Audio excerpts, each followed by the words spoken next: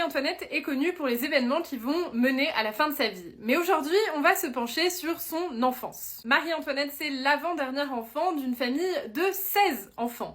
Elle est princesse impériale d'Autriche et princesse royale de Hongrie et de Bohême, et sa mère, c'est la très célèbre impératrice Marie-Thérèse. Elle grandit entre le palais de la Hofburg à Vienne et le palais de Schönbrunn, des noms qui vous sont sûrement familiers si vous avez suivi ma série de vidéos sur l'impératrice Sissi. La vie de cour à Vienne est assez palpitante, elle rencontre de grandes personnalités, et notamment le tout jeune prodige Mozart. Marie-Antoinette, ce n'est pas forcément une très bonne élève, alors qu'elle a 10 ans, elle a encore des difficultés à écrire en allemand, sa langue maternelle, et alors je ne vous parle pas du français et de l'italien. En 1770, alors qu'elle n'a que 14 ans, elle devient dauphine de France.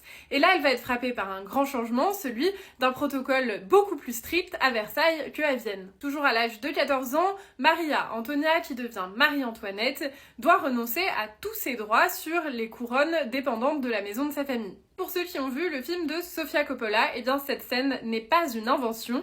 Il y a bel et bien eu une construction d'un grand bâtiment en bois vers Strasbourg, donc au niveau du Rhin, pour marquer le passage entre le Saint-Empire romain germanique et le Royaume de France, mais surtout pour marquer le passage d'une jeune fille de la maison royale d'Autriche à la dauphine de France. Donc elle a bien dû quitter tout ce qu'elle possédait. Dans une prochaine vidéo, je vais vous parler de l'arrivée à la cour de France pour Marie-Antoinette. D'ici là, n'hésitez pas à vous abonner et à me dire en commentaire quelle femme de l'histoire vous voulez que je traite.